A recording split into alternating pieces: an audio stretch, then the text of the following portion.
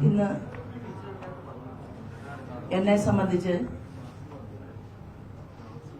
എനിക്ക് ഒരു പ്രധാനപ്പെട്ട ചാനൽ ഒരു പിറന്നാൾ സമ്മാനം നൽകിയിരിക്കുകയാണ്. ഞാൻ 13 വയസ്സ് മുതൽ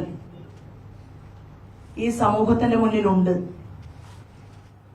സാധാരണഗതിയിൽ ഹിന്ദു വിശ്വാസ പ്രകാരം ഒരു പിറന്നാൾ ദിവസത്തിൽ വയസ്സ് പറയാൻ പാടില്ല എന്നുള്ളതാണ്.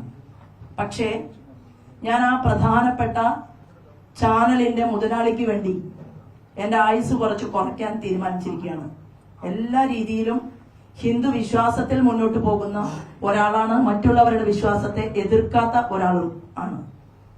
എനിക്ക് ഇന്ന് 50 വയസ്സ്, മീനമാസത്തിലെ ഉത്രട്ടാതി. ഞങ്ങൾ ഭാരതീയ ജനതാ പാർട്ടിയുടെ പ്രവർത്തകരും നേതാക്കന്മാരും അഖിലേന്ത്യാ തലത്തിൽ നിന്ന് ആലപ്പുഴ പാർലമെന്റ് മണ്ഡലത്തിന്റെ വിജയത്തിനു വേണ്ടി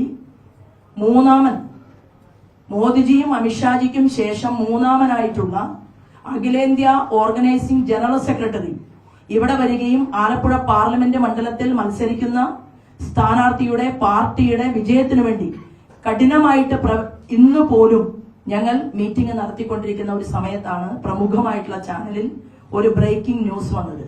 എന്താണ്? ശോഭാ സുരേന്ദ്രൻ ജില്ലാ നേതൃത്വത്തിനെതിരെ പരാതി നൽകി. ഞാൻ മരിച്ചു പോയിട്ടില്ലല്ലോ. ഇതേ ചാനലിന്റെ റിപ്പോർട്ടർക്ക് ഏതു നിമിഷവും എന്നെ വിളിക്കാനും എന്നോട് സംസാരിക്കാനും ഇങ്ങനെ സംഭവിച്ചിട്ടുണ്ടോ എന്ന് ചോദിക്കാനുമുള്ള സമയമുണ്ടായിരുന്നു. പക്ഷേ ആലപ്പുഴ പാർലമെന്റ് മണ്ഡലത്തിൽ ശോഭാ സുരേന്ദ്രൻ ജയിക്കണ്ട എന്ന് തീരുമാനമെടുത്തതിന്റെ കാരണം ഇന്നലെ രാത്രി ഈ ചാനലിന്റെ മുതലാളി, അദ്ദേഹത്തിന്റെ ഏറ്റവും വേണ്ടപ്പെട്ട തൃശൂർക്കാരൻ എന്നെ കാണാൻ വന്നിട്ട് എന്നോട് ആവശ്യപ്പെട്ടത്, ശ്രീമാൻ വെള്ളാപ്പള്ളി നടേശനെ ഇത്രയധികം പുകഴ്ത്താൻ പാടില്ല. വെള്ളാപ്പള്ളി നടേശനെ കൈവിട്ട് കളിച്ചില്ലെങ്കിൽ ശോഭാ സുരേന്ദ്രനെ പരാജയപ്പെടുത്തും എന്ന് പറയാൻ ഒരു ഉപദേശകന്റെ രൂപത്തിൽ ഒരാൾ എന്നെ കാണാൻ വന്നു. ഞാൻ പറയാൻ ആഗ്രഹിക്കുന്നു മാധ്യമ സുഹൃത്തുക്കളോട്, നിങ്ങൾക്ക് പല രാഷ്ട്രീയവും ഉണ്ടാകും. എന്നെ പോലെ തന്നെ നിങ്ങൾക്ക് നിങ്ങളുടേതായ രാഷ്ട്രീയ പാർട്ടിയിൽ വിശ്വസിക്കാനുള്ള അവകാശമുണ്ട്. പക്ഷേ ഒരു സ്ത്രീ ഇത്രയും വർഷങ്ങളായി കേരളത്തിൽ പൊതുപ്രവർത്തനത്തിന് നേതൃത്വം കൊടുത്തിട്ട് ഇത്രയും നാണം കെട്ട, നിങ്ങളുടെ തെരഞ്ഞെടുപ്പ് ഫണ്ടിന് ആവശ്യമായ പണം മുഴുവൻ ഞാൻ തരാം എന്ന് പറഞ്ഞുകൊണ്ട് ഒരു ഏജന്റിനെ എന്നെ കാണാൻ വിട്ടാൽ കരിമണൽ കർത്തയും KC വേണുഗോപാലും ഈ വ്യക്തിയും തമ്മിൽ എന്ത് വ്യത്യാസമാണുള്ളത്? നിങ്ങൾ പറയണം. ഇത് 9ാമത്തെ തെരഞ്ഞെടുപ്പാണ്. ഈ 9 തെരഞ്ഞെടുപ്പുകളിൽ ഞാൻ കേരളത്തിൽ മത്സരിച്ചിട്ടുണ്ട്. ഒരു മുതലാളിയുടെയും മുന്നിൽ പോയി അവരെ ഭീഷണിപ്പെടുത്തി, നിങ്ങൾ എന്റെ തെരഞ്ഞെടുപ്പ് പ്രവർത്തനത്തിന് 10 ലക്ഷം രൂപ തരണം, അല്ലെങ്കിൽ 5 ലക്ഷം രൂപ തരണം എന്ന് പറഞ്ഞ ഒരു ചരിത്രവുമില്ല. മുണ്ട് മുറുക്കിയെടുത്ത് ഞാനും എന്റെ സഹപ്രവർത്തകരും കഷ്ടപ്പെട്ട് പണിയെടുത്ത് ആലപ്പുഴ പാർലമെന്റ് മണ്ഡലത്തിൽ ത്രികോണ മത്സരം ഉണ്ടാകുമെന്നും ഞാൻ വിജയിക്കുമെന്നും ബോധ്യം വന്നപ്പോ എന്നെ തകർക്കാൻ KC വേണുഗോപാലിന് വേണ്ടി, കരിമണൽ കർത്തയ്ക്ക് വേണ്ടി ഈ ചാനൽ പണിയെടുത്തിട്ടുണ്ടെങ്കിൽ ഞാൻ പറയാൻ ആഗ്രഹിക്കുന്നു, ഇവിടത്തെ ലക്ഷക്കണക്കിന് വരുന്ന ഭാരതീയ ജനതാ പാർട്ടിയുടെ പ്രവർത്തകരെയും ഇവിടെ ഇരിക്കുന്ന മുഴുവൻ നേതാക്കളും ഞാനും ഈ പിറന്നാൾ ദിവസം ആ ചാനലിന്റെ മുന്നിൽ ഭക്ഷണം പോലും കഴിക്കാതെ നിരാഹാരം ഇരിക്കാൻ തന്റെ ഇടമുള്ള ഒരു സ്ത്രീയോടാണ് നിങ്ങൾ ഇത്രയും വൃത്തികെട്ട ഈ മാധ്യമ പ്രവർത്തനം നടത്തിയിട്ടുള്ളത്. അടിയന്തരമായി നിങ്ങൾ ഈ ചെയ്തിട്ടുള്ള അന്യായമായിട്ടുള്ള ന്യൂസ് അത് പിൻവലിച്ചില്ലെങ്കിൽ എന്നെ കാണാൻ വന്നയാളുടെ പേരും എല്ലാ ചാനലുകൾക്കും വേദനയാണ്.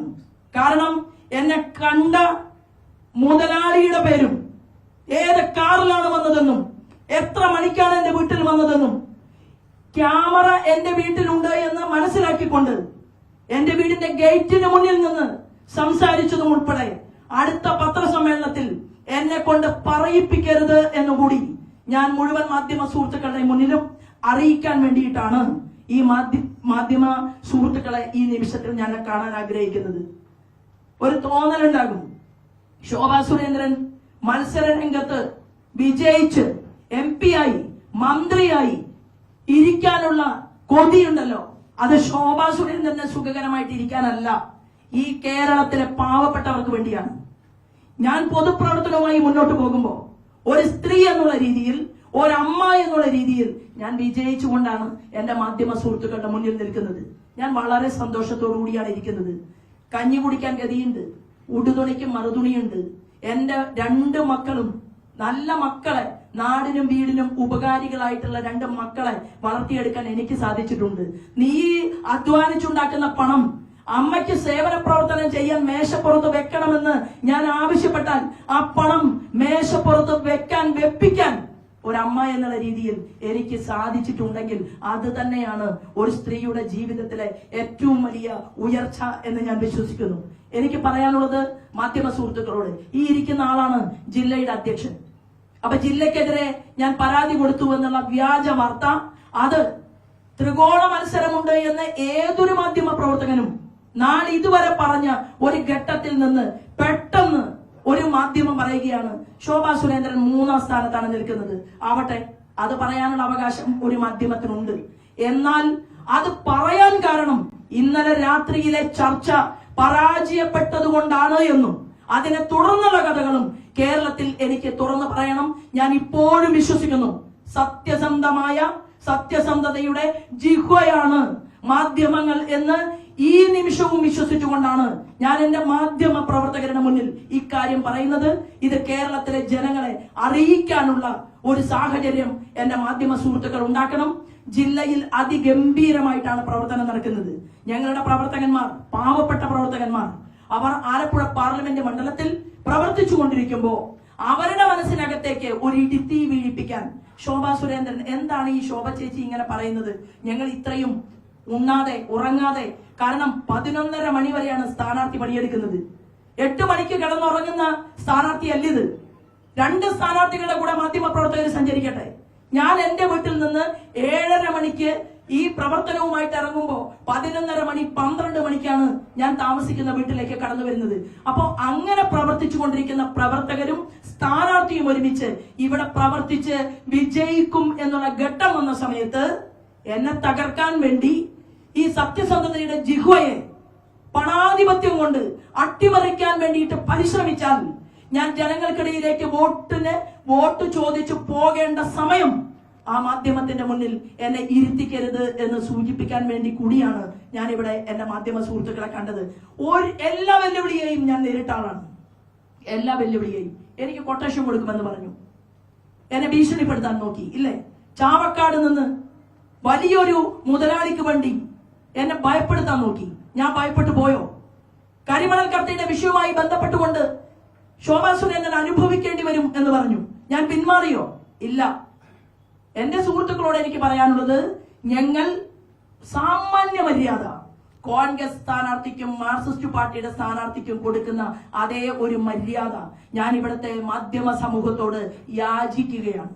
ഈ യാചന എന്ന് പറയുന്നത് ഒരു സ്ത്രീയുടെ, ഒരമ്മയുടെ യാചനയാണ്. അതുകൊണ്ട് റിപ്പോർട്ടർമാരായിട്ടുള്ള സഹോദരന്മാർ, നിങ്ങളോട് ആരെങ്കിലും ഒക്കെ എന്തെങ്കിലുമൊക്കെ ചെയ്യണം എന്ന് ആവശ്യപ്പെടുമ്പോൾ നിങ്ങൾ ചിന്തിക്കണം നീതിബോധത്തോടു കൂടി എന്ന് അപേക്ഷിക്കാൻ കൂടി വേണ്ടിയിട്ടാണ് ഞാൻ ഇവിടെ ഇത്തരത്തിൽ നിങ്ങളെ കാണണം എന്ന് ആവശ്യപ്പെട്ടത്.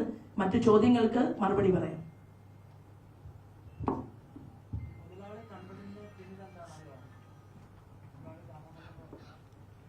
മുതലാളി കണ്ടതിന്റെ പിന്നിൽ ശ്രീമാൻ വെള്ളാപ്പള്ളി നടേശനുമായി ബന്ധപ്പെട്ടുകൊണ്ട് അദ്ദേഹത്തെ എന്തിനാണ് ശോഭാ സുരേന്ദ്രൻ തള്ളി പറയേണ്ട കാര്യം? ഞാൻ ഇവിടെ കഴിഞ്ഞ 10-30 വർഷമായിട്ട് പൊതുപ്രവർത്തന രംഗത്തുള്ള ആളാണ്. ഞാൻ ശ്രീമാൻ സുകുമാരൻ നായർ സാറിനെ കണ്ട് നമസ്കരിച്ച് ഈ തെരഞ്ഞെടുപ്പിൽ ഇറങ്ങിയിട്ടുള്ള ഒരാളാണ്. മാതാ അമൃതാനന്ദമയി അമ്മയെ കണ്ട് നമസ്കരിച്ച് തെരഞ്ഞെടുപ്പിൽ ഇറങ്ങിയ ആളാണ്. ശ്രീമാൻ വെള്ളാപ്പള്ളി നടേശനെ കണ്ട് നമസ്കരിച്ച് തെരഞ്ഞെടുപ്പിൽ ഇറങ്ങിയ ആളാണ്. മിസ്റ്റർ ദിനകരൻ ഇവിടത്തെ ധീവര സമൂഹത്തിന്റെ അവരുമായി ചേർന്ന് പ്രവർത്തിക്കുന്ന ആളാണ്. അദ്ദേഹത്തെ കണ്ട് അനുഗ്രഹം വാങ്ങി. കൃപാസനത്തിലെ ബിഷപ്പിനെ കണ്ടു, അനുഗ്രഹം വാങ്ങി. എനിക്ക് ആലഞ്ചേരി പിതാവുമായിട്ട് കൂട്ടുണ്ട്. എനിക്ക് തിരുവനന്തപുരത്ത് അവിടുത്തെ ക്ലീമിസ് തിരുമേനിയുമായിട്ടും അതുപോലെ തന്നെ ലത്തീൻ സഭയുടെ അധ്യക്ഷനായിട്ടുള്ള തോമസ് നെറ്റോ പിതാവ് ഉൾപ്പെടെ എത്രയോ ആളുകൾ. അപ്പൊ ജാതിക്കും മതത്തിനും അതീതമായിക്കൊണ്ട് ഭീമാപള്ളിയിൽ ഉൾപ്പെടെ ഇരിക്കുന്ന ഏറ്റവും ഉന്നതമായിട്ടുള്ള കസേരയിൽ ഇരിക്കുന്ന ആളുകളുമായിട്ട് ബന്ധമുള്ള എന്നെ നിങ്ങൾ എങ്ങനെയാണ് ഏതെങ്കിലും ഒരു പ്രത്യേക വിഭാഗത്തിന്റെ ആളാക്കുന്നത്? ഞാൻ ഇന്ന് വരെ മാധ്യമ സുഹൃത്തുക്കളുടെ മുന്നിൽ അങ്ങനെയാണോ വന്നിട്ടുള്ളത്? ശോഭാ സുരേന്ദ്രൻ ഒരൊറ്റ ഐഡന്റിറ്റിയേ ഉള്ളൂ. എനിക്ക് ആഗ്രഹമുണ്ട്, അതായത് കേരളത്തിലെ ഏറ്റവും താഴെത്തട്ടിലുള്ള SC ST വിഭാഗത്തിന്റെ മുതൽ എല്ലാ സമുദായങ്ങളുടെയും ഐക്യപ്പെടലിന് വേണ്ടി ആഗ്രഹിക്കുന്ന ഒരു സ്ത്രീയാണ് ഞാൻ. എനിക്ക് ശ്രീമാൻ വെള്ളാപ്പള്ളി നടേശനെ ഞാൻ തള്ളിപ്പറയേണ്ട ആവശ്യം എന്താണ്? അദ്ദേഹം ശ്രീനാരായണ ഗുരുദേവനും അതുപോലെ തന്നെ കുമാരനാശാനും ഉൾപ്പെടെയുള്ളവർ കാട്ടിയ ആ വഴിയിലൂടെ മുന്നോട്ട് പോവുകയും ഇവിടത്തെ ഈഴവ സമൂഹത്തിലെ അവരുടെ കുട്ടികളെ പഠിപ്പിക്കാൻ, അവരുടെ അമ്മമാർക്ക് ആവശ്യമായിട്ടുള്ള മടിശീലയിൽ പണമുണ്ടാക്കാൻ അതിന് സഹായം ചെയ്തു കൊടുത്തുകൊണ്ട് ആ സമുദായ സംഘടനയെ വളർത്താൻ പരിശ്രമിച്ചു കൊണ്ടിരിക്കുന്ന ഒരു മനുഷ്യനെ ഞാൻ എന്തിനാണ് തള്ളി പറയേണ്ടത്? അതിന്റെ ആവശ്യം എന്താണ്? ആർക്കാണ് അതിന്റെ ആവശ്യം?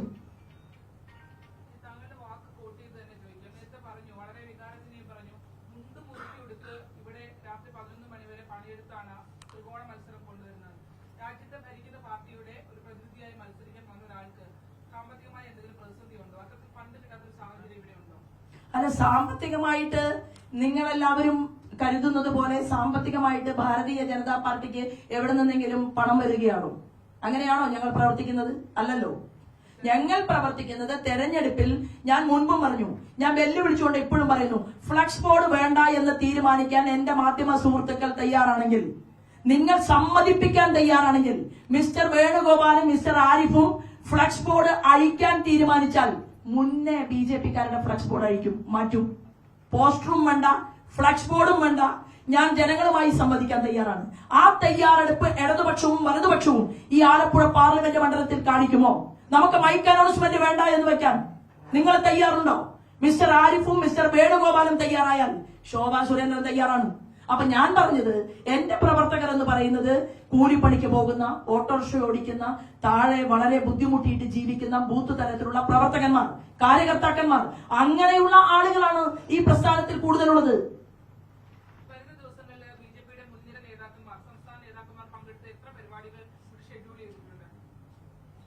ഇവിടെ ഏറ്റവും ശക്തരായിട്ടുള്ള നേതാക്കന്മാർ തന്നെ ആലപ്പുഴ പാർലമെന്റ് മണ്ഡലത്തിലേക്ക് വരും എന്നുള്ള കാര്യത്തിൽ ഒരു തർക്കവും വേണ്ട. അത് പാർട്ടി നിശ്ചയിക്കുന്ന രീതിയിൽ, പാർട്ടിയുടെ അഖിലേന്ത്യാ അധികാരികളും സംസ്ഥാന ഘടകവും തീരുമാനിക്കുന്ന രീതിയിൽ ആ പ്രവർത്തനങ്ങളെല്ലാം നടക്കും. കാരണം ഏത് മണ്ഡലത്തിൽ ഏത് നേതാവ് വന്നു എന്നതിനെ കുറിച്ച് മാത്രമല്ലല്ലോ നമ്മുടെ ചർച്ച. അങ്ങനെയാണെങ്കിൽ കോൺഗ്രസിന്റെ ഏറ്റവും വലിയ നേതാവാണല്ലോ ഇവിടെ മത്സരിക്കുന്നത്. ഏറ്റവും വലിയ നേതാവ് ഇവിടെ മത്സരിക്കുകയും ഇവിടെ നിന്ന് വിജയിച്ചു പോവുകയും ആലപ്പുഴ പാർലമെന്റ് മണ്ഡലത്തിലെ ജനങ്ങൾക്ക് വികസനം പോലും കൊണ്ടുവരാൻ സാധിക്കാതിരിക്കുകയും ചെയ്തതിനു ശേഷം വീണ്ടും വന്ന് എനിക്ക് വോട്ട് തരണമെന്ന് കൈനീട്ടുന്നതിൽ എന്തർത്ഥമാണുള്ളത്? അപ്പോ ഇവിടെ ഭാരതീയ ജനതാ പാർട്ടിയുടെ പ്രവർത്തനം നല്ല രീതിയിൽ മുന്നോട്ട് പോവുകയും തൃശൂരും തിരുവനന്തപുരവും ഒക്കെ ചർച്ച ചെയ്യുന്നത് പോലെ ശോഭാ സുരേന്ദ്രൻ അങ്ങ് ജയിച്ചു പോയാൽ ചില ആളുകൾക്കൊക്കെ ജയിലിൽ പോകേണ്ടി വരും. ഞാനിപ്പോ നിങ്ങളുടെ മുന്നില് എനിക്ക് വേദന തോന്നി, എന്റെ ഒരു തുള്ളി കണ്ണുനീര് പോയി എന്ന് മാത്രമേ ഉള്ളൂ. നല്ല കാരിരുമ്പിന്റെ കരുത്ത് അത് ജന്മം കൊണ്ട് പ്രവർത്തന രംഗത്ത് വന്ന അന്നു മുതൽ ഈ നിമിഷം വരെ എനിക്കുണ്ട്. അതേത് രീതിയിലും നഷ്ടപ്പെടാൻ ഞാൻ അനുവദിക്കില്ല. അനുവദിക്കുന്ന സമയം പൊതുപ്രവർത്തനം എന്നേക്കുമായിട്ട് അവസാനിപ്പിക്കും എന്ന് മാത്രമേ ഉള്ളൂ.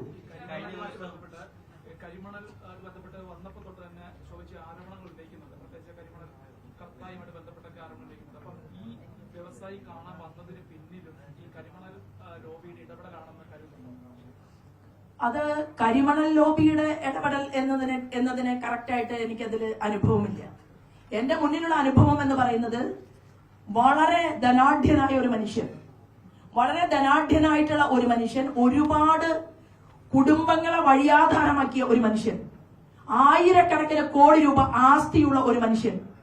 ആ വ്യക്തിക്ക് എതിരായിട്ട് ഞാൻ തൃശ്ശൂരിൽ പ്രവർത്തിക്കുന്ന സമയത്ത് ചില ഭൂമികളും കാര്യങ്ങളും എല്ലാം ജപ്തി ചെയ്ത് സ്വരുക്കൂട്ടിയപ്പോ ഞാൻ അദ്ദേഹത്തെ നേർക്ക് നേർ നിന്ന് പോരാടിയിട്ടുണ്ട്. ഞാൻ അദ്ദേഹത്തോട് പറഞ്ഞിട്ടുണ്ട്, നിങ്ങളുടെ കയ്യിൽ നിന്ന് 10 ലക്ഷം രൂപ ഒരാൾ കടം വാങ്ങിയാൽ ആ 10 ലക്ഷം രൂപ കടം കൊടുത്തതിന്റെ പേരിൽ 1 കോടി രൂപ ആസ്തി അത് ജപ്തി ചെയ്തുകൊണ്ട് കുടുംബാംഗങ്ങളെ റോഡിൽ ഇറക്കാൻ തീരുമാനിച്ചപ്പോ പല കുടുംബങ്ങളുടെയും മുന്നിൽ വിളക്കായിട്ട് ഞാൻ നിന്നിട്ടുണ്ട്. അത് ഈ തെരഞ്ഞെടുപ്പിൽ ഉപയോഗിക്കും എന്നുള്ളത് ഞാൻ സ്വപ്നത്തിൽ പോലും വിചാരിച്ചിട്ടില്ല. എനിക്കറിയില്ല, ഞാൻ പൊതുപ്രവർത്തനം നടത്തുന്നത് ആരെയെങ്കിലും സമാധാനപ്പെടുത്താനോ തൃപ്തിപ്പെടുത്താനോ അല്ല. ഞാൻ പൊതുപ്രവർത്തന രംഗത്ത് നിൽക്കുന്നതും മുന്നോട്ട് പോകുന്നതും സ്ഥാനാർത്ഥി കുറച്ചല്ലേ പ്രസംഗിക്കാൻ പാടൂ. മാധ്യമ സുഹൃത്തുക്കൾ പറയാ, കേരളത്തിലെ ഏത് സ്ഥാനാർത്ഥിയാണ് ശോഭാ സുരേന്ദ്രനെ പോലെ പൊതുപരിപാടികളിലും സ്ഥാനാർത്ഥി എന്നുള്ള രീതിയിലും മണിക്കൂറുകൾ സംസാരിച്ചിട്ടുള്ളത്?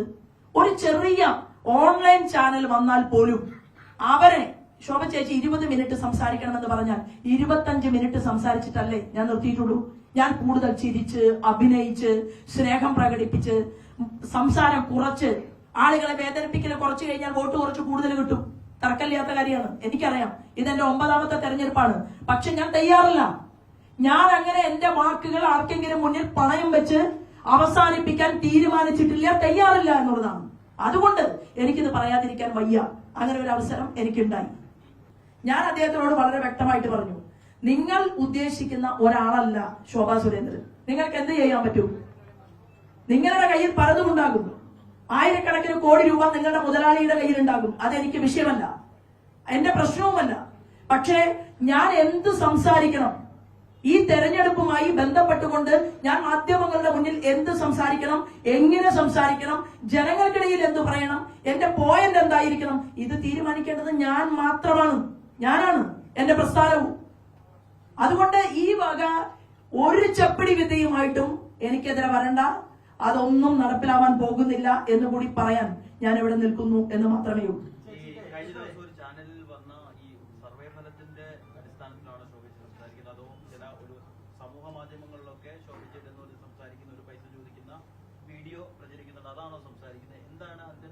അല്ല, വീഡിയോ കഴക്കൂട്ടം സമയത്ത് ക്രിയേറ്റ് ചെയ്തതാണ്. ഞാൻ കേസ് കൊടുക്കുകയും അതിനെ തുടർന്ന് ആ വീഡിയോ കിട്ടിയ വ്യക്തി തന്നെ ആ വാർത്തയിട്ടത് ക്രൈം ശ്രീമാൻ നന്ദകുമാറാണ്.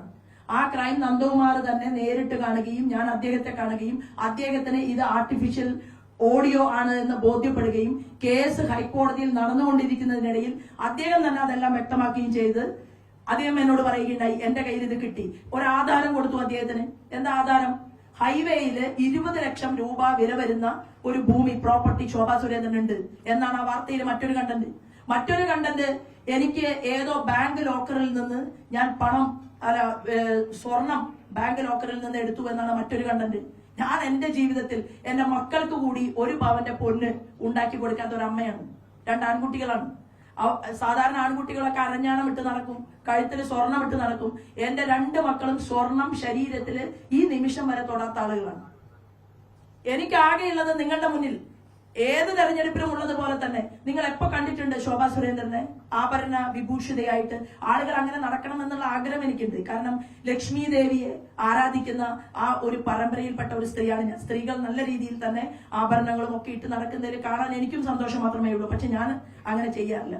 അതെന്നോ തിരസ്കരിക്കപ്പെട്ട, സമൂഹം വരെ തിരസ്കരിക്കപ്പെട്ട ഒരു ഓഡിയാണ്. അതെല്ലാം പോയി, അതല്ല വിഷയം. പിന്നെ മാധ്യമം സർവേ എടുത്തിട്ടുള്ളത് ഞാൻ വിജയിക്കില്ല, ഞാൻ 3ാമതാണ് എന്ന് വരുത്തി തീർത്താൽ ദേശീയ ഏജൻസി സർവേ ഉണ്ടായിരുന്നല്ലോ, ദേശീയ മാധ്യമത്തിന്റെ സർവേ ഉണ്ടായിരുന്നല്ലോ. ഇവിടെ കെസിയും ശോഭാ സുരേന്ദ്രനും തമ്മിലാണ് മത്സരം നടക്കുന്നത്, ചെറിയ വോട്ടിംഗ് പെർസെന്റേജിന്റെ വ്യത്യാസം മാത്രമേ ഉള്ളൂ എന്ന് സർവേ ഉണ്ടായിരുന്നല്ലോ. ആ സർവേ കണ്ടും ഞാൻ എന്താണ് സന്തോഷം കൊണ്ട് ഭ്രമിച്ചിട്ടില്ല. ഈ സർവേ വന്നിട്ടുള്ളത് ശോഭാ സുരേന്ദ്രൻ 3ാമതാണ് എന്ന് പറഞ്ഞാലല്ലേ ഞങ്ങളുടെ പ്രവർത്തകർക്ക് ശോഭ ചേച്ചി അങ്ങനെ 3ാമതാണല്ലേ എന്ന തോന്നലുണ്ടാകും. അതിനാസൂത്രിതമായി ഉണ്ടാക്കിയ ഒരു സർവേയാണ്. പക്ഷേ ആ സർവേ പുറത്തു വന്ന ദിവസം തന്നെ, അല്ലെങ്കിൽ സർവേ പുറത്തു വരുമ്പോൾ തന്നെ ഈ വ്യക്തിയെ എന്നെ കാണാൻ വരുത്തിയതിന്റെ പിറകിലുള്ള ദുരുദ്ദേശവും ഇപ്പൊ നിങ്ങളുടെ മുന്നിലുണ്ടല്ലോ. ജില്ലാ നേതൃത്വത്തിന് ഞാൻ പരാതി കൊടുത്തു എന്ന് പറഞ്ഞ ഒരു വാർത്ത വരുത്തുന്നതിന്റെ പിന്നിലെ ചേതോ വികാരം എന്താണ്? അതിന്റെ ഉദ്ദേശം എന്താണ്? കാണാൻ വന്ന ആള് പറഞ്ഞത് ഭീഷണിയാണ്. വലിയ ആയിരക്കണക്കിന് കോടി രൂപ ആസ്തിയുള്ള, സ്വന്തമായി ചാനലുള്ള ഒരു വ്യക്തിയെ അപമാനിക്കുന്നതിന് വേണ്ടിയാണത്രേ ഞാൻ ഇവിടെ വെള്ളാപ്പള്ളി നടേശനെ പുകഴ്ത്തുന്നത്. അതെങ്ങനെയാണ്? എന്താണ് അതിലെ ലോജിക്ക്? എന്താണ്? ശ്രീമാൻ വെള്ളാപ്പള്ളി നടേശൻ എന്ന് പറയുന്നത് ഒരു സമുദായ സംഘടനയെ നയിച്ചുകൊണ്ട് കേരളത്തിൽ മുന്നോട്ട് പോകുന്ന ആളാണ്. അദ്ദേഹത്തിന്റെ സമുദായത്തിൽപ്പെട്ട ആളുകൾ എണ്ണത്തിൽ കൂടുതൽ ആലപ്പുഴ പാർലമെന്റ് മണ്ഡലത്തിൽ ഉള്ളതുകൊണ്ട് ആയിരിക്കുമോ? അത് ഉത്തരം പറയേണ്ടത് അവരാണ്. പക്ഷെ എല്ലാ കാര്യങ്ങളും ഞാൻ വിളിച്ചു പറയണം എന്ന് നിങ്ങൾ എപ്പോഴാണോ ശഠിക്കുന്നത് ആ സമയത്ത് ഇതിന്റെ ബാക്കി ഞാൻ പറയും. ഇപ്പൊ തൽക്കാലം പറയാത്തത്, ഒരു മാധ്യമത്തെയും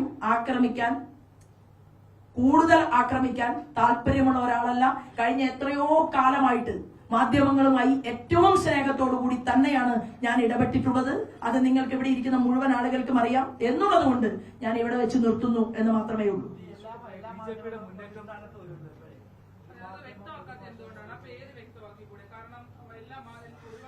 ഇവിടെ ഇരിക്കുന്ന ഇത്രയും ബുദ്ധിമാന്മാരായിട്ടുള്ള മാധ്യമ സുഹൃത്തുക്കൾക്ക് ഞാൻ ആ പേര് വ്യക്തമാക്കിയാലേ വ്യക്തമാകൂ എന്നൊന്നുമില്ല. 2 വാർത്തയും വന്നത്, അതായത് ശോഭാ സുരേന്ദ്രൻ ജില്ലാ നേതൃത്വത്തിനെതിരെ പരാതി കൊടുത്തുവെന്ന് ഇന്ന് ബ്രേക്കിംഗ് ന്യൂസ് ഏത് മാധ്യമത്തിലാണ് വന്നത് എന്നുള്ളത് ഞാൻ പറയേണ്ട കാര്യമില്ല. അത് കേരളത്തിലെ മുഴുവൻ ആളുകൾക്കും ബോധ്യപ്പെട്ടിട്ടുണ്ട്. ആലപ്പുഴ പാർലമെന്റ് മണ്ഡലത്തിലെയും മുഴുവൻ ആളുകൾക്കും ബോധ്യപ്പെട്ടിട്ടുണ്ട്. അതിനകത്ത് കുറെ നല്ലവരായിട്ടുള്ള മാധ്യമ പ്രവർത്തകർ ജോലി ചെയ്യുന്നുണ്ട്. ആ കുറെ ആളുകൾ നല്ല മാധ്യമ പ്രവർത്തകന്മാരെ ജോലി ചെയ്യുന്നുണ്ട്. അതായത് ചില മാധ്യമ പ്രവർത്തകരുടെ 4 അയലത്ത് ഇരിക്കാൻ യോഗ്യതയില്ലാത്ത മുതലാളി ഉള്ള ഒരു മാധ്യമം. ഞാൻ എന്തിനാണ് പേര് പറയുന്നത്? എനിക്കതിനെ കുറിച്ച് അങ്ങനെ താല്പര്യമില്ല. കാരണം മാധ്യമ സുഹൃത്തുക്കൾ അവരും ജീവിക്കുകയാണ്. അവര് ജീവിക്കാൻ വേണ്ടി ഇപ്പൊ എന്നെ ഞാൻ പറയട്ടെ, ഞാൻ യൂറിനറി ഇൻഫെക്റ്റഡ് ആയിട്ട് എന്നെ ഒരു ഹോസ്പിറ്റലിൽ അഡ്മിറ്റ് ചെയ്തു. കൊറോണ സ്റ്റാർട്ടിങ്ങിലാണ്. ഹോസ്പിറ്റലിൽ എന്നെ കെടുത്തി. എന്നെ ആരാ നോക്കേണ്ടത്? ആ ആശുപത്രിയിലെ ഗൈനക്കോളജിസ്റ്റ് ആണ്. അല്ലെ, ഗൈനക്കോളജിസ്റ്റ് എന്നെ പരിശോധിക്കുന്നു, എനിക്ക് ഇഞ്ചക്ഷൻ തരുന്നു. എനിക്ക് യൂറിൻ പോകാത്ത ബുദ്ധിമുട്ടുണ്ടായി, ഇഞ്ചക്ഷൻ തരുന്നു. അങ്ങനെ ഞാൻ അവിടെ കിടക്കുന്ന സമയത്ത് ഓർത്തോപെഡിക് സർജൻ വന്ന് എന്നെ 2ാമതും ഇഞ്ചക്ഷൻ ചെയ്യുന്നു. എന്റെ ശരീരം മുഴുവൻ, എനിക്ക് പോലും എന്നെ കണ്ടാൽ തിരിച്ചറിയാത്ത സാഹചര്യം ഉണ്ടാകുന്നു. കൊറോണയുടെ ഏറ്റവും ആദ്യം കൊറോണ തുടങ്ങുന്ന സമയത്താണ്. കുടുംബത്തിലുള്ളവർ മുഴുവൻ ആശങ്കപ്പെടുന്നു. എന്റെ ശരീരം മുഴുവൻ വികൃതമായിട്ട് ഒരാഴ്ചക്കാലം അമൃത ഹോസ്പിറ്റലിൽ എന്നെ അഡ്മിറ്റ് ചെയ്യുന്നു. ഞാൻ മാധ്യമ സുഹൃത്തുക്കളെ വിളിച്ചു പറഞ്ഞു, ആശുപത്രി മുതലാളി എന്നെ കൊല്ലാൻ നോക്കിയെന്ന്. പറഞ്ഞില്ലല്ലോ. എന്താ കാരണം? തൃശൂർ ജില്ലയില് ഒരു പ്രമുഖമായിട്ടുള്ള ആശുപത്രിയുടെ മുന്നിൽ അവിടെ 18 വയസ്സിനും 22 വയസ്സിനും ഇടയ്ക്കുള്ള പെൺകുട്ടികളെ ഗൾഫിലേക്ക് കയറ്റിവിടുന്ന ഒരു മുതലാളിക്കെതിരെ അച്യുതാനന്ദൻ സഖാവ് കേരളത്തിന്റെ മുഖ്യമന്ത്രിയായിരിക്കുമ്പോൾ ഞാനും മനുഷ്യാവകാശ പ്രവർത്തകൻ ജോയ് കേദാരവും ഉൾപ്പെടെ കൊടുത്ത പരാതിയുടെ അടിസ്ഥാനത്തിൽ ഒരു ആശുപത്രി മുതലാളിയെ അറസ്റ്റ് ചെയ്തു. ആ ആശുപത്രി മുതലാളിയുടെ പാർട്ട്ണറായിരുന്നു എന്നെ ഇഞ്ചക്ട് ചെയ്ത മനുഷ്യൻ, ഡോക്ടർ. എന്തിനാണ് ഓർത്തോപെഡിക് സർജൻ എന്നെ അത്തരത്തിൽ ഒരു സാഹചര്യം ഉണ്ടാക്കിയത്? ഞാൻ എന്താ മാധ്യമപ്രവർത്തകരെ വിളിച്ച് ആശുപത്രിയുടെ പേര് പറഞ്ഞ് ആ ഹോസ്പിറ്റൽ അടിച്ചു പൊളിച്ച് കളയാനുള്ള സാഹചര്യം ഉണ്ടാക്കാത്തത്?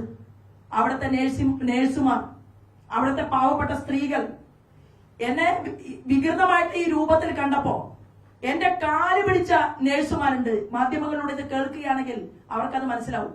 ഞാൻ ആ ആശുപത്രിയെ രക്ഷിച്ചതും അവിടെ ജോലി ചെയ്യുന്ന പാവങ്ങളെ ഓർത്തുകൊണ്ടാണ്. അത് ഞാൻ സഹിച്ചു. ഇപ്പൊ ഒരു സാഹചര്യം വന്നപ്പോൾ ഞാൻ പറഞ്ഞു എന്ന് മാത്രമേ ഉള്ളൂ. ഇത്രയും ഭീകരയാണോ ഞാൻ?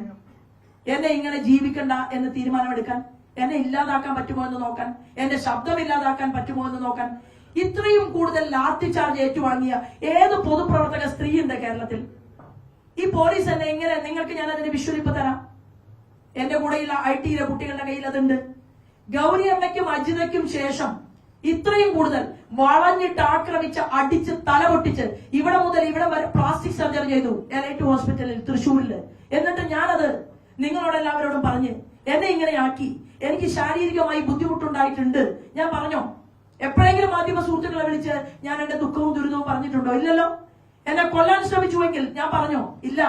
ഇന്നൊരു അവസരം വന്നപ്പോൾ എനിക്ക് നിങ്ങളോട് ഇനി പറയാതിരിക്കാൻ നിർവാഹമില്ല.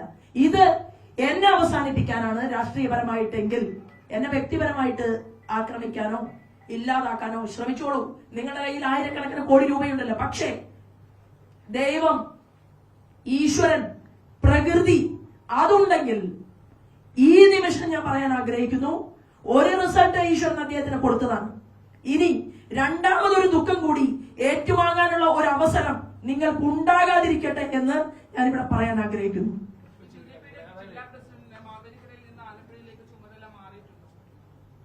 BJPയുടെ ജില്ലാധ്യക്ഷൻ മാവേലിക്കര പാർലമെന്റ് മണ്ഡലത്തില് ചുമതലക്കാരനായിട്ട് പ്രവർത്തിച്ചുകൊണ്ടിരിക്കുകയായിരുന്നു. അതിനിടയിലാണ് ആലപ്പുഴയിലേക്ക് ശോഭാ സുരേന്ദ്രൻ സ്ഥാനാർത്ഥിയായി വരുന്നത്. ജില്ലാധ്യക്ഷൻ അറിഞ്ഞിട്ടോ ശോഭാ സുരേന്ദ്രൻ അറിഞ്ഞിട്ടോ അല്ല. സംസ്ഥാന ഘടകത്തിന് പോലും വളരെ അവസാനം. കാരണം ഞാൻ ഒരു ആശുപത്രിയിൽ ഹെർണിയയുടെ സർജറി കഴിഞ്ഞ് 3 മാസം റെസ്റ്റ് പറഞ്ഞ് ഇരിക്കുന്ന ഒരാളായിരുന്നു.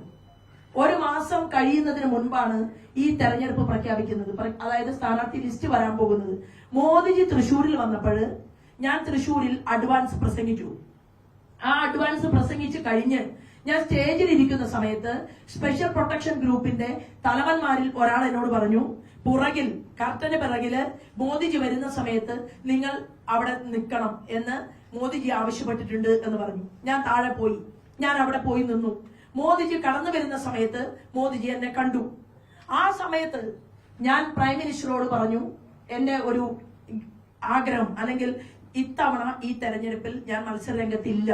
കാരണം എന്താണ്? ശാരീരികമായിട്ട് എനിക്ക് വയ്യാത്തത് കൊണ്ടാണ്. ഹെർണിയ അത്ര വലിയ മാരകമായിട്ടുള്ള രോഗമായിട്ടല്ല, പക്ഷേ എനിക്ക് വയ്യാത്തത് കൊണ്ടാണ്. സംസ്ഥാന അധ്യക്ഷനോടും ഞാൻ പറഞ്ഞു, ഓർഗനൈസേഷൻ ജനറൽ സെക്രട്ടറിയോടും ഞാൻ പറഞ്ഞു, അഖിലേന്ത്യാ തലത്തിൽ നദ്ദാജി അറിയിച്ചു. എല്ലാവരെയും അറിയിച്ചതിന് ശേഷവും സംസ്ഥാന ഘടകവും അഖിലേന്ത്യാ ഘടകവും ഒരുമിച്ച് തീരുമാനമെടുക്കുകയാണ് ഉണ്ടായത്. മത്സരിക്കാൻ തീരുമാനിച്ചു. ഞാൻ ചോദിച്ചല്ലോ, ഏറ്റവും വലിയ നേതാവിനോട് ഞാൻ ചോദിച്ചു, അങ്ങനെ ഞാൻ മത്സരിച്ച് എനിക്ക് വയ്യാതായാൽ ആശുപത്രി ഉണ്ടല്ലോ, നോക്കാൻ പ്രവർത്തകരുണ്ടല്ലോ. ഇങ്ങനെയാണ് എനിക്ക് മറുപടി കിട്ടിയത്. അപ്പൊ അങ്ങനെ മത്സര രംഗത്താണ് ഞാൻ വന്നിട്ടുള്ളത്. അതില് ഈ ഗോപൻ എന്ത് പഠിച്ചു? ഗോപൻ മാവേലിക്കരയുടെ ചാർജ് ഏറ്റെടുത്തത് ഇന്നും ഇന്നലെയുമല്ല. എന്റെ സ്ഥാനാർത്ഥിയായി തീരുമാനിക്കുന്നതിന് മുൻപ് തന്നെ ഗോപന് ആ മാവേലിക്കര പാർലമെന്റ് മണ്ഡലത്തിന്റെ ചുമതലയുണ്ടായിരുന്നു. പക്ഷേ ഇവിടെ വളരെ നല്ല രീതിയിൽ ഭാരതീയ ജനതാ പാർട്ടിയുടെ പ്രവർത്തനം മുന്നോട്ട് പോകുന്നു, NDAയുടെ പ്രവർത്തനം മുന്നോട്ട് പോകുന്നു. അതുകൊണ്ട് ഈ ചുമതല ജില്ലാ പ്രസിഡന്റ് തന്നെ ഏറ്റെടുക്കണമെന്ന് ആവശ്യപ്പെട്ടത് ഗോപൻ തന്നെയാണ്. ഗോപൻ ആഗ്രഹിക്കുന്നത് പ്രസ്ഥാനത്തിന് വേണ്ടിയാണ്. ഓർഗനൈസേഷൻ ജനറൽ സെക്രട്ടറിയും ഗോപനും ഒരുമിച്ച് ചേർന്നുകൊണ്ട് ഇവിടെ പ്രവർത്തനം വർദ്ധിപ്പിക്കുമ്പോ അതിൽ ആർക്കാണ് ഇത്ര ബുദ്ധിമുട്ടുള്ളത്? ഇപ്പൊ ഒരു 5-6 ദിവസമായി. ഈ ആലപ്പുഴ എ ക്ലാസ് മണ്ഡലമായിട്ട് കേന്ദ്ര നേതൃത്വം പരിഗണിച്ചിട്ടുണ്ട്. പ്രത്യേകിച്ച് BJPയുടെ ഈ ക്ലാസിഫിക്കേഷൻ ഉണ്ടല്ലോ, അതായത് മികച്ച പ്രകടനം കാഴ്ചവെക്കുന്ന മണ്ഡലങ്ങൾ എന്ന നിലയിൽ. അതിനകത്ത് ആലപ്പുഴ കഴിഞ്ഞ 1,87,000 പരം വോട്ട് നേടിയ ഒരു സ്ഥലമാണ്. അപ്പൊ ആലപ്പുഴ ഇത്തവണ ശോഭിച്ചു വന്നതോടെ കൂടുതൽ മെച്ചപ്പെട്ട ഒരു ഫലം ഉണ്ടാകുന്ന പ്രതീക്ഷ അടിസ്ഥാനത്തിൽ അങ്ങനെ എന്തെങ്കിലും ചെയ്തിട്ടുണ്ടോ? അല്ല, ഞങ്ങളെ സംബന്ധിച്ച് ഒരു A ക്ലാസ് മണ്ഡലമെന്നോ അല്ലെങ്കിൽ B ക്ലാസ് മണ്ഡലമെന്നോ ഉള്ള പ്രത്യേകതയില്ല. നോക്കൂ, ജനങ്ങളാണല്ലോ രാജാക്കന്മാർ. ജനങ്ങളുടെ കയ്യിലിരിക്കുന്ന വോട്ടാണ്. ഈ ജനങ്ങളുടെ കയ്യിലിരിക്കുന്ന വോട്ട് കൂടുതൽ പാർട്ടിക്ക് സാധ്യതയുള്ള ആലപ്പുഴയെ കൂടി അതിനകത്തേക്ക് ലിസ്റ്റിലേക്ക് പെടുത്തണമെന്നുള്ളത് അഖിലേന്ത്യാ ഘടകം തീരുമാനിച്ചിട്ടുണ്ടെങ്കിൽ തന്നെ അതിന് നമ്മൾ എന്തിനാണ് ഇത്ര വലിയൊരു പബ്ലിസിറ്റി കൊടുക്കണമെന്നുണ്ടോ? തീരുമാനിച്ചിട്ടുണ്ടെങ്കിൽ തന്നെ ഒരു പബ്ലിസിറ്റിയുടെ ആവശ്യവും ഇവിടെ ഇല്ല എന്നുള്ളതാണ്. A ക്ലാസ് തീരുമാനിക്കുന്ന ജനങ്ങളല്ലേ. ആലപ്പുഴ പാർലമെന്റിലെ ജനങ്ങൾ, കേരളത്തിലെ ജനങ്ങൾ പ്രസ്ഥാനം ആഗ്രഹിക്കുന്നത് പോലെ തന്നെ ആലപ്പുഴയെ A+ ആയിട്ട് സ്വീകരിച്ചിട്ടുണ്ട് എന്നുള്ളത് എനിക്കും എന്റെ മാധ്യമ സുഹൃത്തുക്കൾക്കും ബോധ്യപ്പെട്ടിട്ടുണ്ട്.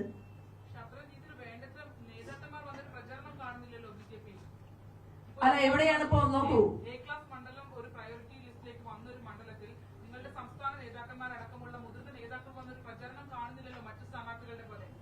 ശ്രീമാൻ AN രാധാകൃഷ്ണൻ അദ്ദേഹം ഇവിടെ വന്നു.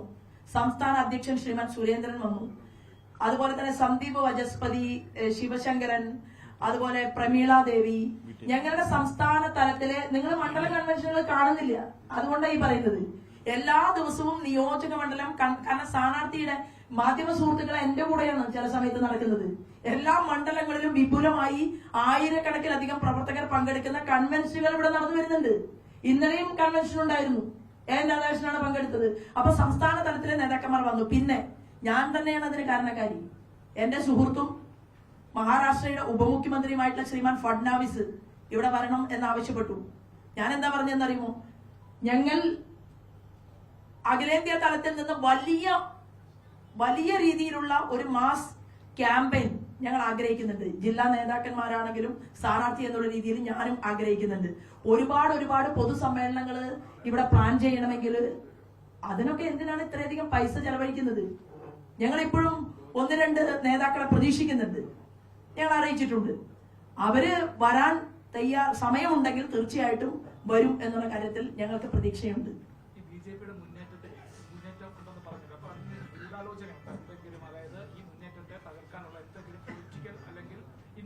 നിങ്ങളുടെ പാർട്ടിപരമായിട്ട് എന്തെങ്കിലും അങ്ങനെ ഇടപെടൽ എന്തെങ്കിലും ഉണ്ടാകുന്നുണ്ടോ, അല്ലെങ്കിൽ വേറെ പുറത്തുനിന്ന് ഇടപെടലുണ്ടോ?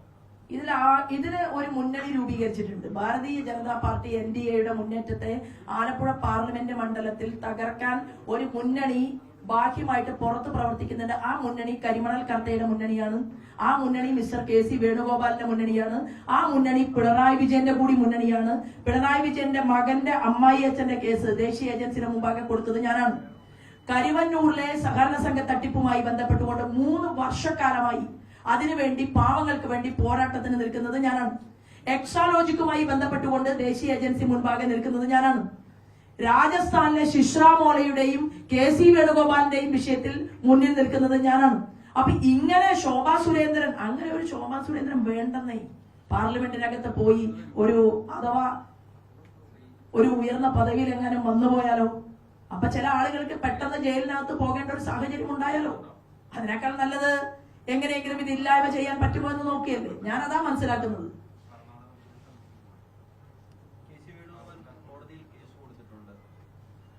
എന്നാ കൊടുത്തത്? KC വേണുഗോപാലിന് ഇപ്പൊ ഞാനായിരുന്നുവെങ്കിൽ എനിക്കെതിരെ ഇല്ലാത്ത ആരോപണം ഒരാൾ പറഞ്ഞാൽ പിറ്റേ ദിവസം കോടതി പോകും. പിറ്റേ ദിവസം KC വേണുഗോപാല് 18 ദിവസം ഇരുന്നും കിടന്നും നിന്നും ആലോചിച്ചു. ശോഭാ സുരേന്ദ്രൻ പറഞ്ഞ പരാതിക്കെതിരായി കോടതിയിൽ പോകാൻ 18 ദിവസം കാത്തിരിക്കേണ്ടി വന്നു KC വേണുഗോപാലിന്. എന്തായിരുന്നു കാരണം? മേജർ മൈനിങ്ങിന് കേരളത്തിൽ സാങ്ഷൻ കൊടുത്ത മുഖ്യമന്ത്രി ദേശീയ ഏജൻസി അന്വേഷിക്കണം. വ്യവസായ വകുപ്പ് മന്ത്രി ദേശീയ ഏജൻസിയുടെ അന്വേഷണം വരും. ഫയലുകൾ സെക്രട്ടേറിയറ്റിനകത്തുണ്ടായിരുന്നു. അപ്പൊ KC വേണുഗോപാല് സെക്രട്ടേറിയറ്റിലെ ഫയലുകൾ മുക്കാൻ 18 ദിവസം കാത്തിരുന്നു. മാധ്യമങ്ങളിൽ റിപ്പോർട്ട് വന്നല്ലോ. ആ ഫയലുകൾ ഇപ്പൊ അവിടെ കാണുന്നുണ്ടോ? കരിമണൽ കർത്തയ്ക്ക് മൈനിങ് അനുവദിച്ചു കൊടുത്ത ഫയലുകൾ മുഴുവൻ സെക്രട്ടേറിയറ്റിൽ നിന്ന് മുക്കിയതിനു ശേഷമാണ് KC വേണുഗോപാൽ കോടതിയിൽ പോയിട്ടുള്ളത്. അതുകൊണ്ടാണ് ഇത്രയും താമസം വന്നത്. ആ കോടതിയിലെ കേസിനെ എല്ലാം ഞാൻ കൈകാര്യം ചെയ്യാം. എന്റെ മാധ്യമ പ്രവർത്തകർ ഇവിടെ ഉണ്ടല്ലോ. ഞാൻ ജീവനോടെ ഉണ്ടെങ്കിൽ തുടങ്ങിയത് അവസാനിപ്പിച്ചിട്ടേ നിർത്തൂ. ഇത് ഞാൻ തൃശ്ശൂരിലെ മുൻ മന്ത്രിയോട് പറഞ്ഞിരുന്നു.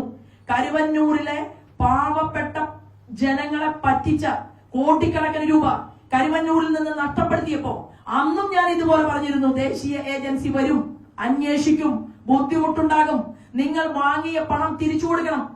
സഖാക്കളുടെ പണമാണ് ബഹുഭൂരിപക്ഷം അവിടെ നഷ്ടപ്പെട്ടത്. ആ ജനം എന്നെ വിശ്വസിച്ച് കൂടെ നിന്നിട്ടുണ്ടെങ്കിൽ ആ വിഷയത്തില് എന്താ മാധ്യമ സുഹൃത്തുക്കൾ അന്വേഷിക്കാത്തത്? അരുൺ എങ്ങനെയാണ് വടക്കാഞ്ചേരിയിൽ അരുൺ മരിച്ചത്? ആരെ കൊന്നത്? രാത്രി 1 മണിക്ക് അരുൺ മരണപ്പെട്ട, കൊല ചെയ്യപ്പെട്ട സ്ഥലത്ത് ഇന്ന് ജയിലിനകത്ത് കിടക്കുന്ന AC മൊയ്തീന്റെ കൂട്ടുകാരൻ അരവിന്ദാക്ഷൻ എന്തിനു പോയി? 1 മണിക്ക് അരുൺ മരിക്കുന്നു. 1:05 അരവിന്ദാക്ഷൻ അവിടെ എത്തുന്നു. എന്തേ മാർക്സിസ്റ്റ് പാർട്ടിയുടെ ജില്ലാ സെക്രട്ടറി അന്വേഷിക്കാതിരുന്നത്? എന്തേ ആലത്തൂരിലെ മുൻ MP ബിജു അന്വേഷിക്കാതിരുന്നത്? അരുണിന്റെ അമ്മ ഭ്രാന്തിയായി ജീവിക്കുകയാണ് വടക്കാഞ്ചേരിയില്. എന്തേ മാധ്യമ സുഹൃത്തുക്കൾക്ക് അന്വേഷിക്കണ്ടേ? അരുണിനെ ആരാ കൊന്നത്? 2ാമത്തെ മരണം കരിവന്നൂരുമായി ബന്ധപ്പെട്ടുകൊണ്ട് ജോഷി എന്തിനാണ് റെയിൽവേ ട്രാക്കിൽ ചാടി മരിച്ചത്? ജോഷി ചാടിയതാണോ ജോഷിയെ കൊന്ന് ട്രാക്കിൽ തള്ളിയതാണോ? അന്വേഷിക്കണ്ടേ? കേരളത്തിലെ പോലീസ് പിണറായി വിജയന്റെ പോലീസല്ലേ? ജോഷിയുടെ ഭാര്യ മാനസികമായി നിലവിട്ട അവസ്ഥയിൽ ഇരിക്കുകയാണ്. 2 പാർലിക്കാടല്ലേ സംഭവിച്ചത്? വടക്കാഞ്ചേരിയും പാർലിക്കാടും. എന്തേ മാർക്സിസ്റ്റ് പാർട്ടി അന്വേഷിക്കണമെന്ന് ആവശ്യപ്പെടാത്തത്? 2 കൊലപാതകങ്ങൾ ഇവിടെയല്ലേ? ഈ കരിമണൽ കർത്തയുടെ മണലൂറ്റുന്ന തോട്ടപ്പള്ളിയിലല്ലേ ഒരു സഖാവിനെ കാണാതായത്? അന്വേഷിക്കണ്ടേ? ഇവിടുത്തെ ജില്ലാ സെക്രട്ടറിക്ക് താല്പര്യമുണ്ടോ? ആരിഫിനെ അന്വേഷിക്കണ്ടേ? മാർക്സിസ്റ്റ് പാർട്ടിയുടെ ഒരു സാധാരണപ്പെട്ട ഒരു പ്രവർത്തകൻ, ഒരു ലോക്കൽ നേതാവ്, അദ്ദേഹം കരിമണ്ണിനെതിരെ സമരം ചെയ്തു, കാണാതായി. അപ്പൊ അങ്ങനെ ശോഭാ സുരേന്ദ്രനും കരിമണൽ കർത്തയുടെ പേരിൽ ഒരു കൊട്ടേഷൻ ഉണ്ടെങ്കിൽ അതിനെ ഏറ്റുവാങ്ങാൻ ഞാൻ തയ്യാറാണ്. കൊല്ലം 50 ജീവിച്ചില്ലേ, മതി. അതിനെയൊക്കെ ഏറ്റെടുത്ത് നിങ്ങളെല്ലാവരും റീത്ത് വെക്കാൻ വരണം. അത്രയേ ഉള്ളൂ. അതിലെനിക്ക് നോ അറ്റൻഷൻ. വരാൻ പോകുന്നതിനെ കുറിച്ചുള്ള വലിയ അങ്ങനെ ഒരു അറ്റൻഷൻ എനിക്കില്ല. ഞാൻ ഇതൊക്കെ സ്വീകരിച്ചിട്ട് തന്നെയാണ് രാവിലെ വീട്ടിൽ നിന്ന് ഇറങ്ങുന്നത്.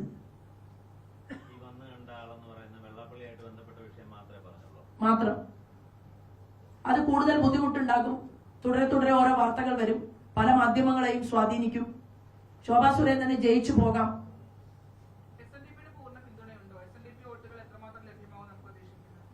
ഞാൻ ഈ നിമിഷം വരെ എന്റെ മാധ്യമ സുഹൃത്തുക്കളോടാ ഇപ്പൊ ആദ്യം സംസാരിക്കുന്നത്.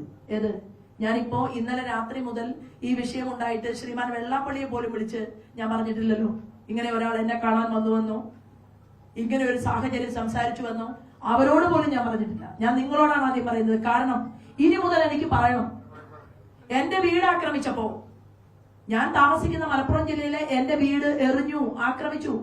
എന്നോട് മാർക്സിസ്റ്റ് പാർട്ടിയിലെ പ്രമുഖനായ ഒരു നേതാവ് പറഞ്ഞല്ലോ, ഞങ്ങളുടെയൊക്കെ നേതാവായിരുന്നുവെങ്കിൽ 2 ദിവസം ആശുപത്രിയിൽ കിടന്നേനെ എന്ന് പറഞ്ഞ വലിയ നേതാവ് കേരളത്തിൽ ജീവിച്ചിരിക്കുന്നുണ്ട്. ഞാൻ ഏതെങ്കിലും മാധ്യമ പ്രവർത്തകരെ വിളിച്ച് പറഞ്ഞു, എനിക്ക് വലിയ പ്രൊട്ടക്ഷൻ വേണം, എന്റെ വീട് ആക്രമിക്കാൻ വന്നു, കല്ലെറിഞ്ഞു. ഞാൻ അങ്ങനെയൊന്നും ചെറിയ കാര്യത്തിൽ വീഴുന്ന ഒരാളല്ല. ഒന്നുകിൽ എന്നെ കൊല്ലണം, അല്ലെങ്കിൽ ഈ മാഫിയ മുന്നണികളോട് ഞാൻ പറയുകയാണ്, ശോഭാ സുരേന്ദ്രനെ നിങ്ങൾക്ക് ഒന്നുകിൽ കൊല്ലാം, ഞാൻ ജീവനോടെ ഉണ്ടെങ്കിൽ എന്നെ പാതി വഴിയിൽ തുടങ്ങിയത് അവസാനിപ്പിക്കാം എന്നുള്ള ധാരണ ഒരാൾക്കും വേണ്ട. അത് നടക്കില്ല. അല്ല, അത് ഞാൻ ശ്രീമാൻ വെള്ളാപ്പള്ളി നടേശന് അനുകൂലമായിട്ട് നിലകൊണ്ടത് കൊണ്ട് മാത്രമല്ല, ശ്രീമാൻ വെള്ളാപ്പള്ളി നടേശന്റെ അദ്ദേഹത്തെ സ്നേഹിക്കുന്ന ഒരുപാട് ആളുകൾ ആലപ്പുഴ പാർലമെന്റ് മണ്ഡലത്തിലുണ്ട് എന്നുള്ളത് കൊണ്ടാണ് എനിക്ക് SNDPയുടെ തലപ്പത്തിരിക്കുന്ന വെള്ളാപ്പള്ളി സാറിനെയും NSSന്റെ തലപ്പത്തിരിക്കുന്ന സുകുമാരൻ സാറിനെയും അച്ഛനെ പോലെ ഒരുപോലെ സ്നേഹമാണെങ്കിലോ, നിങ്ങൾ രഹസ്യമായിട്ടൊന്ന് സുകുമാരൻ സാറിനെ ഏതെങ്കിലും ഒരു മാധ്യമ പ്രവർത്തകൻ കാണാൻ പോവുക. എന്താണ് എന്നെ കുറിച്ചുള്ള സുകുമാരൻ സാറിന്റെ അഭിപ്രായം എന്ന് ചോദിക്കുക. ഇവിടെ ശബരിമല വിഷയം ഉണ്ടായപ്പോഴും, ഇവിടെ ഗണേശനെ നിന്ദിച്ച വിഷയം ഉണ്ടായപ്പോഴും ഞാനാണ് ഫേസ്ബുക്കിൽ ഏറ്റവും ആദ്യം സുകുമാരൻ സാറിന് പിന്തുണ പ്രഖ്യാപിച്ചുകൊണ്ട് പോസ്റ്റ് ഇട്ടത്. എന്തുകൊണ്ടാണ്? അദ്ദേഹം എടുത്ത നിലപാടിന്റെ കൂടെയാണ് അന്ന് നമ്മൾ നിൽക്കുന്നത്. അല്ല, വോട്ടുകൾ എല്ലാവരുടെയും ലഭ്യമാകും. 50,000 വോട്ടിന് ജയിക്കണോ 1,00,000 വോട്ടിന് ജയിക്കണോ എന്ന് ഇവിടുത്തെ ആലപ്പുഴ പാർലമെന്റ് മണ്ഡലത്തിലെ ആളുകൾ ആലോചിക്കുകയാണ്. കാരണം കോൺഗ്രസുകാർ, മാർക്സിസ്റ്റ് പാർട്ടിക്കാർ എല്ലാവരും എനിക്ക് രഹസ്യമായിട്ട് പല ആളുകളും സംസാരിക്കുന്നുണ്ട്. പലർക്കും ഞാൻ ഷാളിട്ട് കൊടുക്കുന്നുണ്ട്. അത് നമുക്ക് എന്തായാലും തെരഞ്ഞെടുപ്പ് കഴിഞ്ഞിട്ട് പറഞ്ഞാൽ പോലെ. പിണറായി വിജയൻ കഴിഞ്ഞ ദിവസം വന്നപ്പോൾ പിണറായി വിജയൻ പറഞ്ഞത് കേരളത്തിൽ 20ൽ ഒറ്റരട്ട് പോലും NDA സഖ്യവും BJP ജയിക്കില്ല, 2ാം സ്ഥാനത്ത് പോലും വരില്ലെന്നാണ് പിണറായി ആവർത്തിച്ച് പറഞ്ഞത്. പിണറായി വിജയൻ കുറെ നാളായിട്ട് നല്ല സ്വപ്നം കാണുന്ന കൂട്ടത്തിലാണ്.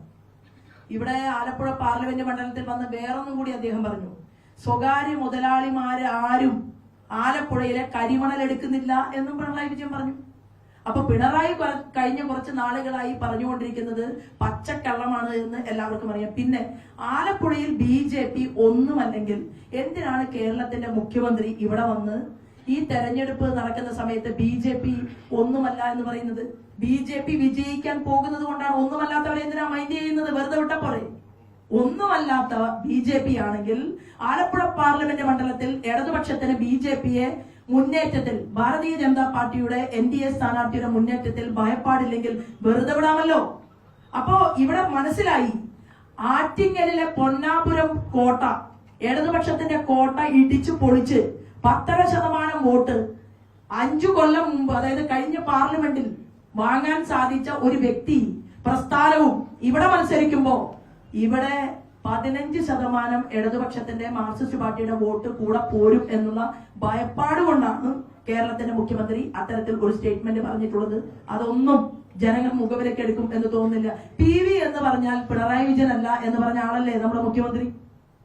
കരിമണൽ കർത്തയുടെ ഡയറിയിലെ പേര് PV, അത് പിണറായി വിജയൻ അല്ല എന്നാണ് അദ്ദേഹം പറഞ്ഞത്. അതിൽ പരം കൂടുതൽ കാര്യങ്ങൾ ഭംഗിയായി പറയാൻ അദ്ദേഹത്തിന് മാത്രമേ സാധിക്കൂ. അല്ല, ഇന്ത്യയുടെ പ്രധാനമന്ത്രി എത്ര തവണയായി കേരളത്തിൽ വരുന്നു? നമ്മൾ അദ്ദേഹത്തോട് വീണ്ടും വീണ്ടും വരണം എന്ന് പറയുന്നതിൽ സാധാരണഗതിയിൽ ഞാൻ ആഗ്രഹിക്കുന്നത്, പുതുതായിട്ട് പാർട്ടിക്കകത്തേക്ക് വന്ന ആളുകൾ, സ്ഥാനാർത്ഥികളായി മത്സരിക്കുന്ന ആളുകൾ, അവർക്കാണ് കൂടുതൽ കൈത്താങ്ങ് കൊടുക്കേണ്ടത്. അപ്പൊ മോദിജിയെ സംബന്ധിച്ച് എനിക്ക് എന്തായാലും ജനങ്ങൾക്കും അറിയാം, ഒരു സ്നേഹവും വാത്സല്യവും ഒക്കെ എന്നോട് മോദിജിക്ക് കൂടുതലുണ്ട്. അതെനിക്ക് അനുഭവിക്കാൻ സാധിച്ചിട്ടുള്ള ഒരാളാണെന്ന്. അത് മണിച്ചിത്രത്താഴിലെ മോഹൻലാൽ പറഞ്ഞതുപോലെ, ഞാൻ നിങ്ങളിൽ ഒരാളോട് ഒരു ചെറിയ സൂചന കൊടുത്തിട്ടുണ്ട്. മോദിജിയുടെ ഒരു ചെറിയ സമ്മാനം കിട്ടിയ ഒരു സ്ത്രീ കൂടിയാണ് ഞാൻ. അത് മുഴുവൻ തുറന്നു പറയാറായിട്ടില്ല.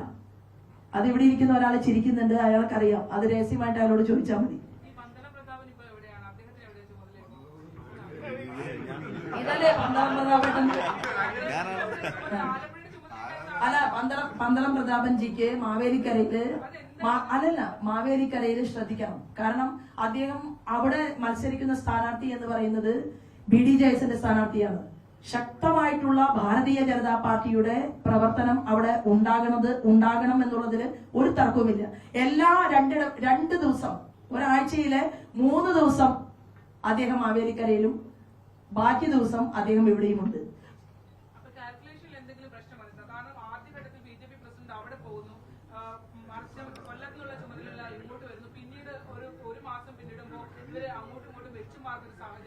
മാറിയാലും ശ്രീമാൻ ഗോപന്റെ സ്ഥലം നോക്കൂ, മാവേലിക്കര പാർലമെന്റ് മണ്ഡലത്തിലല്ലേ ജില്ലാ പ്രസിഡന്റിന്റെ വീട് ഇരിക്കുന്നത്.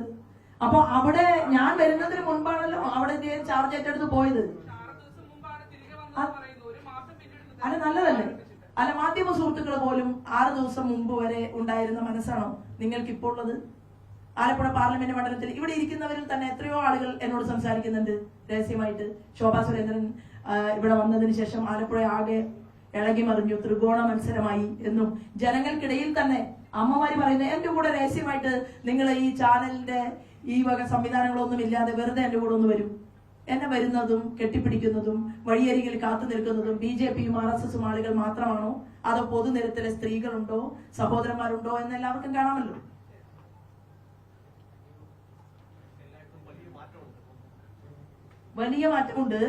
വലിയ മാറ്റമുണ്ട് എന്ന് മാത്രമല്ല, ആലപ്പുഴ പാർലമെന്റ് മണ്ഡലത്തിൽ നിന്ന് എപ്പോഴും അവര് ഇങ്ങനെ ചിന്തിക്കാറുണ്ട്, ഭരണകൂടത്തിന്റെ ഭാഗമായിട്ട് ഇരിക്കാൻ പറ്റുന്ന ആളുകളെ വിജയിപ്പിച്ചു വിടാറുണ്ട്. അപ്പൊ കേന്ദ്രം ഭരിക്കുന്നത് നരേന്ദ്രമോദിജി, അദ്ദേഹം വിശ്വസിക്കുന്ന പാർട്ടി ഭാരതീയ ജനതാ പാർട്ടി. അപ്പൊ ഭാരതീയ ജനതാ പാർട്ടിയുടെ NDAയുടെ ഒരാൾ പോയാൽ ആലപ്പുഴ പാർലമെന്റ് മണ്ഡലത്തിൽ വലിയ വികസനത്തിന് സാധ്യതയുണ്ട് എന്ന് പൊതുജനങ്ങൾ കരുതുന്നു. ആ കരുതൽ ഭാരതീയ ജനതാ പാർട്ടിക്ക് അല്ലെങ്കിൽ നിങ്ങളുടെ സഹോദരിയായിട്ടുള്ള ശോഭയ്ക്ക് ഒരു കരുതലായിട്ട് ആലപ്പുഴ പാർലമെന്റ് മണ്ഡലത്തിൽ മാറിയിട്ടുണ്ട്. വലിയ ദാരിദ്ര്യം നിലനിൽക്കുന്ന ഒരു ജില്ലയാണിത്. അവിടെ മാറ്റമുണ്ടാകണമെന്ന് ജനം ആഗ്രഹിക്കുന്നു.